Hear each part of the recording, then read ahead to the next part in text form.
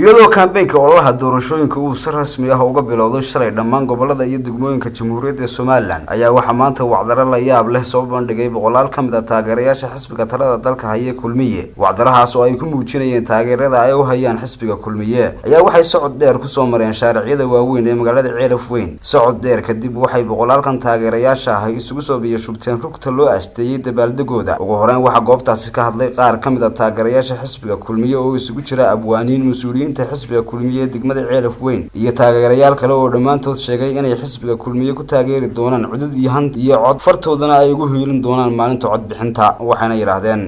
waxaynu diyaarsanahay oo aynu ku midaysanahay inaynu codayno Muuse Biixi Cabdi Sawmaha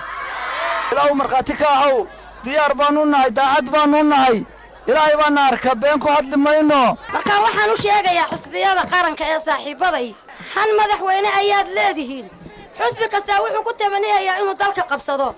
marka waxaan u sheegayaa mas'uuliyiinta xisbiyada mucaaradka aan walaalaanahay hal la iska daayo cayda erayada xanafta leh la isoo marinayo saxaafada iyo waxyaabaha hoos u dhaca ku noqonaya iyo wiiqida Soomaaliland shacbiga reer Ceelaf Weyn waxaan ugu dardaarayaa inay nabadgelyada ilaaliyaan iyo wasimugla ilaaliyaan inay cududooda iyo caqligooda xisbiga Kulmiye isugu geeyaan waxaanu dhalinyarada u sheegayaa inay isku duubnaadaan sida ay maanta u soo baxeen mar walba ay isku duubnaadaan waxaan taageersanahay xisbiga ilaaba intuu jiray anigu waan taageersanaa maalina meel uga baydhin taga boodboodana mihi intuu jiray xisbiga waxa Kulmiye wuxuu ku darsaday Kulmiye xisbiga Kulmiye ayaanu hiil iyo hooba la garab taaganahay inaga ballankeenu waxa weeye xisbiga Kulmiye soo ma taageerayno